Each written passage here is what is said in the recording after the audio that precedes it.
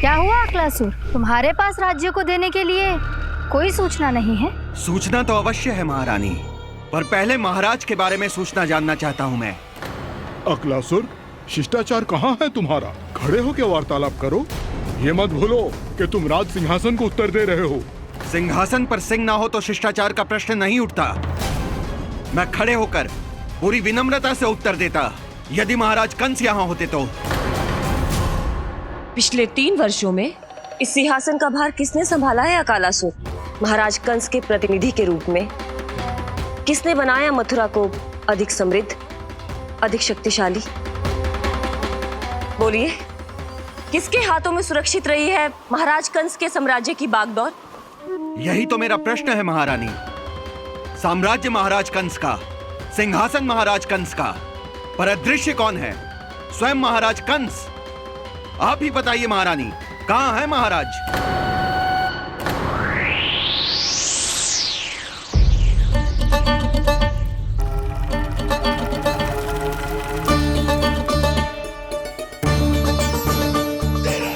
क्या तुम्हें ज्ञात नहीं है अकालासुर कि महाराज गहन तपस्या में है?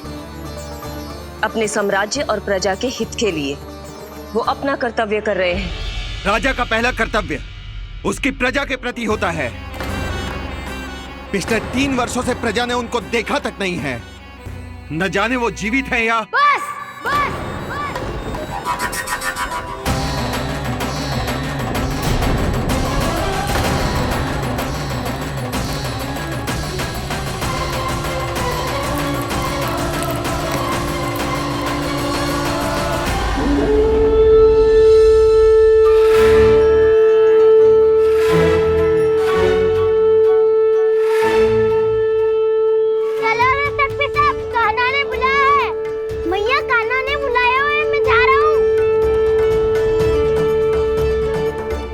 अपना ध्यान रखना गोमाता, मुझे कान्हा ने बुलाया है। देख रहा, अब घर खेल के मैदान में बदलने वालों है। खिलाड़ी बस आते ही होंगे और सबसे पहले आएगा वो जो कान्हा का सबसे प्रिय और आज्ञाकारी मित्र है, सुबल।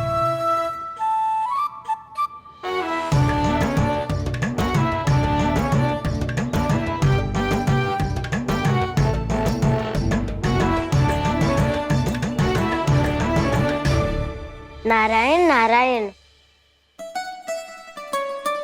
कान्हा ने बुलायो, मैं दौड़ा चलायो। तू तो पहले से ही फल खा रहा है। अब जो मैं इतने सारे व्यंजन बना रही हूँ उसके लिए तो तेरे पेट में स्थान ही ना बचेगी। मैं बचा लूंगा काकी, ये तो अभी समाप्त कर ही दूंगा, फिर जब बनाएगी वो भी खा लूंगा। ना कहकर अन्न का अपमान थोड़ी ना करूंगा मैं।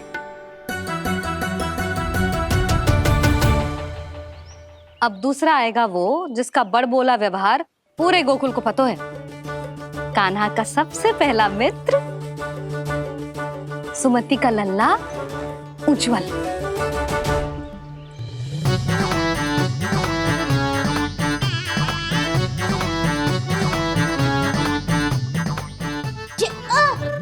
बच के। कान्हा, तेरे भोपू का स्वर सुनते ही चला आए हो। पता है कितनी कठिनाई हुई मुझे। शीघ्रता के चक्कर में गिरते गिरते बचो और फिर भी भागते दौड़ते सबसे पहले पहुंचो यहाँ। पर सबसे पहले तो सुबल पहुंचो है। हाँ हाँ, वो तो इसलिए कि मैंने पहुंचने दियो। अरे कहीं तो प्रथम आने का अवसर मिलना चाहिए हमारे मित्र को, है कि ना? एक का पेट बातों से ना भरता और एक का भोजन करके भी ना भरता है। पर सुबल, तू जो खातो है वो जातो का है। मेरा आकार बड़ा है ना, इसीलिए अधिक भोजन की आवश्यकता होती है।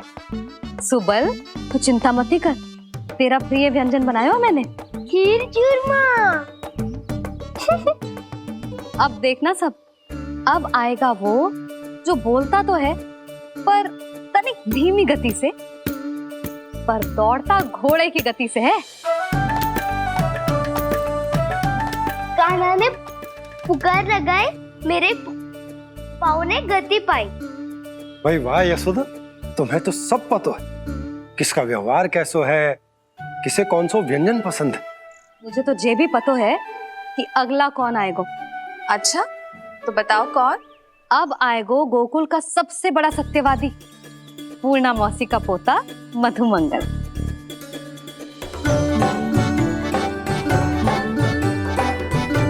नारायण नारायण। चलो अब तो मैं भी आगो, अब खेले। पर कान्हा तो अभी खेलना आरंभ करेगो। ऐसा क्यों? इसके दाव तो आए ही ना, और दाव के बिना कान्हा कछु आरंभ करे जे तो संभव ही ना है। दाऊ कहाँ रह गए? कान्हा, वो वसंता से मिलने गया है। दोनों एक साथ ही आएंगे। दाऊ आ गए। वसंता दाऊ के ऊपर। नारायण नारायण नारायण।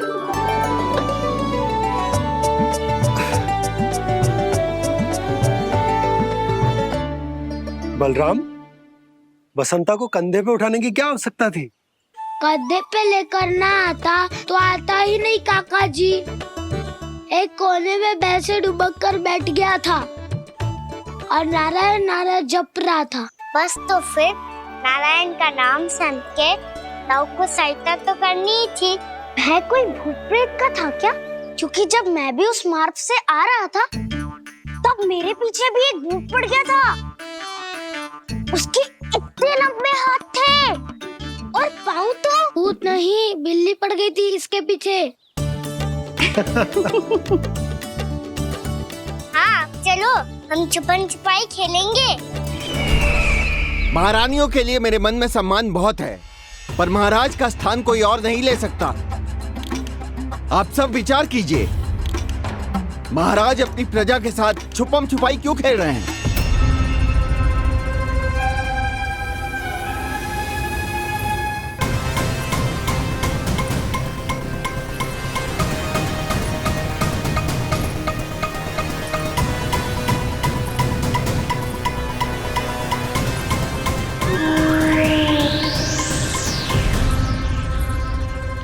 तुमने कहा था नए अस्त्र शस्त्र आ चुके हैं, दिखाओ। जी लाओ।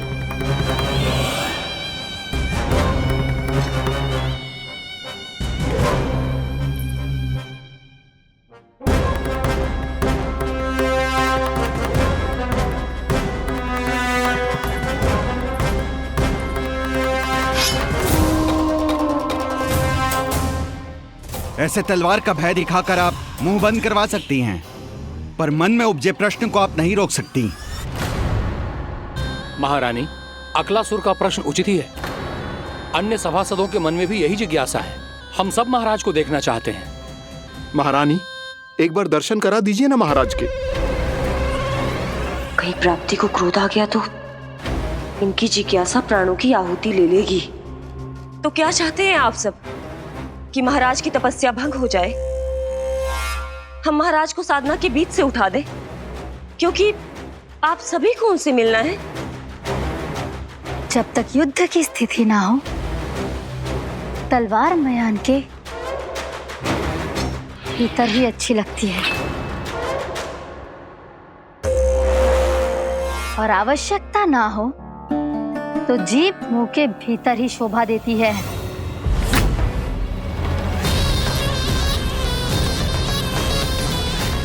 आप सभी को अपने महाराज से भेंट करने का पूरा अधिकार है, इसलिए आज अश्विन पूर्णिमा को महाराज कंस आपसे अवश्य भेंट करेंगे। महाराज कंस की जय! महाराज कंस की जय!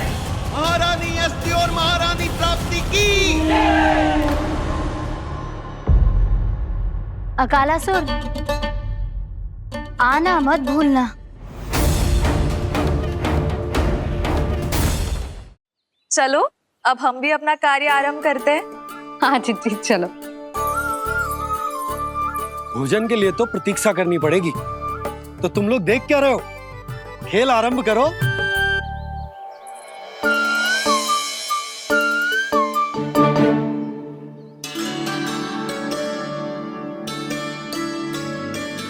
बोलो ना, कौन लगो पहली दाव? ठीक है। सदैव मेरे लल्ला को ही पहला दाव दे देते हैं और मेरा भोला भाला कान्हा मान भी लेते हैं। बालकों को जैसे आनंद आए खेलने दो उन्हें।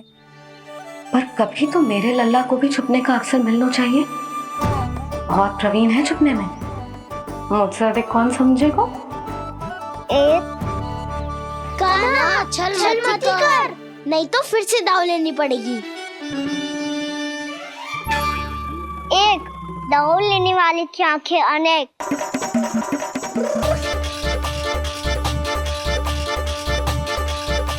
दो सिगरेट सिगरेट छुप लो।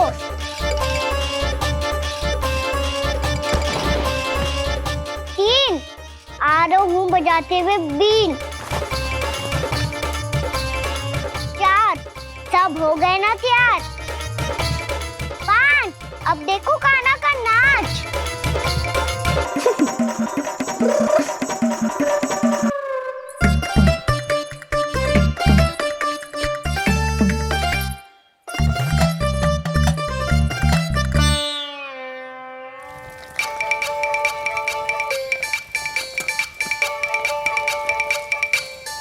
क्या कर रही हो यशोदा? हाँ? ध्यान कहाँ है तुम्हारा? यही है, यही तो है जीजी। चल अधिक गिर गए हो ना, और आटा डाल देती हूँ। सारे बालक पेट भर के पूरियां खाएंगे। जो सेम छुपने पर पारंगत है, उससे कितनी देर छुपेंगे ये सब?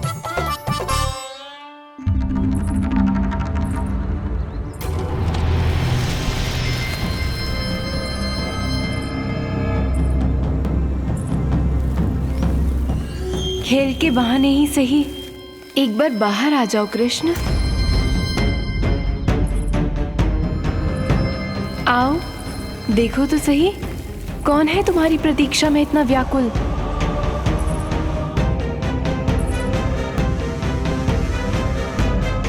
कान्हा, बाहर सबको छुपने से मना किया है मैंने। बाहर कोई ना छुपो है।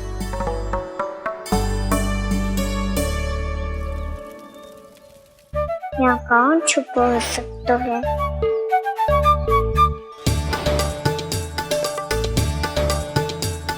मुझे पता है, भोजन बनते ही सबसे पहले कौन आएगा खाने? सुबल। द्वार के पीछे सुबल छुपा है।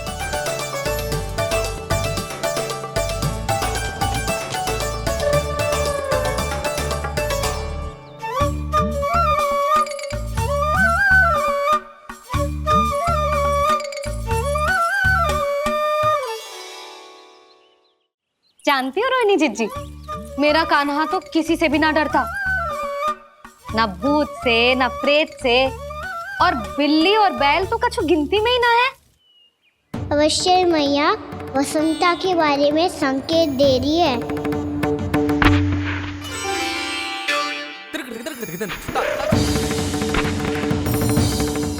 वसंता तू बोरे में छुपो है ना, चल बाहर आ जा।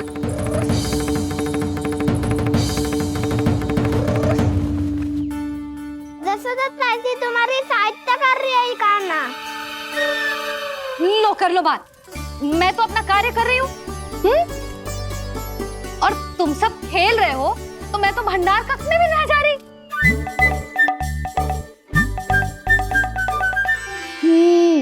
भंडार कक्ष में कोई चुप है?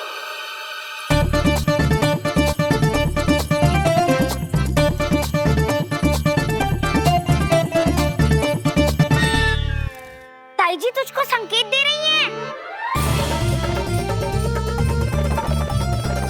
ये उचित ना है काकी जी। आप छल कर रही हो ताई जी। छल छल छल छल छल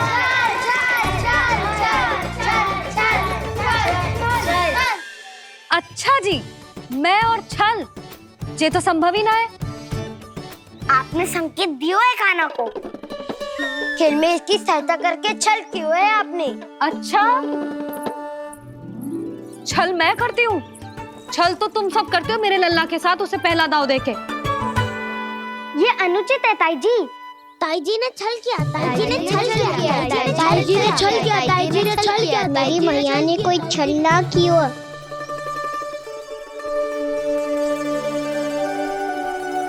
और ये सत्य है कि इन्होंने तुम्हारी सहायता की है ना?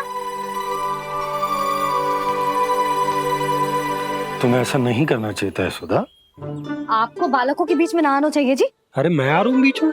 बालकों के खेल के बीच में तो तुम आ रही हो। उचित कहा। हाँ, ताऊ जी सही कह रहे हैं, ताऊ जी सही कह रहे हैं, देखो। ताऊ जी सही कह रहे हैं। मैं आई हूँ तुम लोगों के खेल के बीच में? हाँ।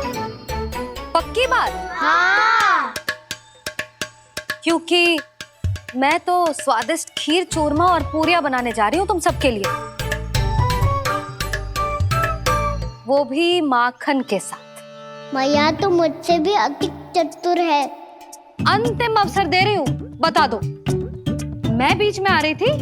ना। मैंने छल करो क्या? ना। पक्की बात? पक्की बात काकी, आप तो अपने कार्य में व्यस्त थी। हाँ, हमारे लिए पकवान बना रही थी। तो चलो बस पात में बैठ जाओ स्वादिष्ट व्यंजन खाने के लिए। आजा।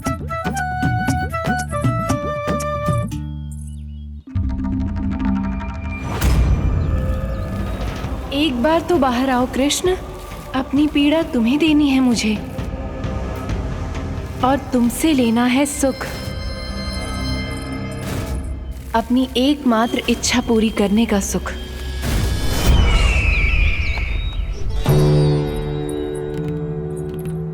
आश्वासन तो तुमने दे दिया, किंतु इस दशा में कैसे मिलाओगी इन्हें सभासदों से? यदि वो सभी शीघ्र ही महाराज से नहीं मिले तो इन्हें मृत मानकर विद्रोह कर देंगे सब। हमें राज सिंहासन से नीचे उतार देंगे, हम पर आक्रमण कर देंगे और हम दोनों कुछ नहीं कर पाएंगे। इसलिए अब और कोई उपाय नहीं है अस्थि। हमें किसी भी तरह इन्हें इस कक्ष से बाहर निकलने के लिए मनाना ही होगा।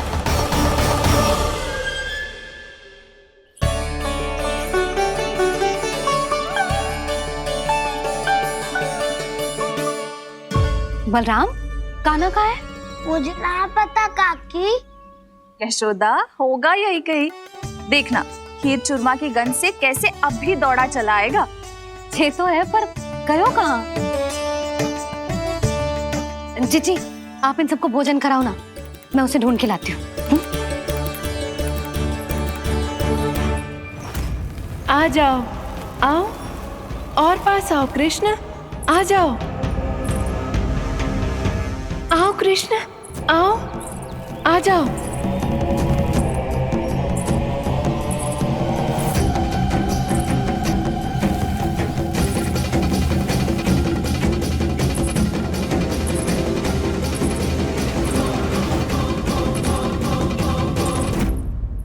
कान्हा,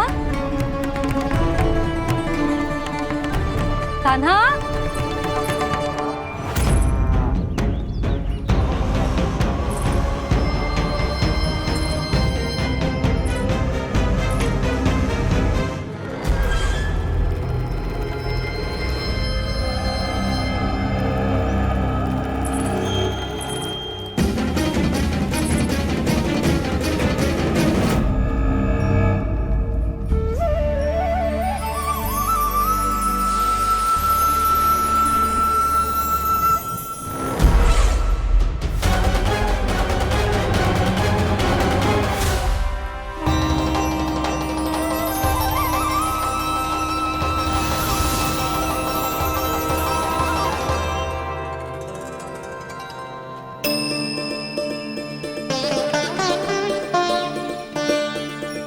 कृष्ण, मेरे प्रभु, मेरे कान्हा, आज तुमने मेरी वर्षों की इच्छा पूरी कर दी। मैं तरस रही थी तुम्हारे चरण स्पर्श के लिए। इतनी लंबी प्रतीक्षा कराने के लिए मैं क्षमा चाहता हूँ भूत देवी। बताइए मैं ऐसा क्या करूँ जिससे इस विलंब का प्रायश्चित हो पाए? जो चाहिए था वो तो आपने पहले ही दे दिया प्रभु। अपने चरण कमल मुझ पर रखकर आपने मुझे कृतार्थ कर दिया। पर मेरे पास आपको देने के लिए अपनी तुच्छ मिट्टी और कंकड़ के सिवा कुछ नहीं है। मैं आपको क्या उपहार दूं प्रभु? आप सभी प्राणियों को अपने ऊपर स्थान देती है देवी। कोई पापी हो या महात्मा किसी के साथ पक्षपात नहीं करती, इसलिए आपकी मिट्टी और कंकड़ तुच्छ नहीं है देवी। यदि आप मुझे कोई उपहार देना चाहती हैं तो प्रेम और समर्पण के रूप में अपनी मिट्टी दीजिए। मैं आनंद से स्वीकार करूंगा।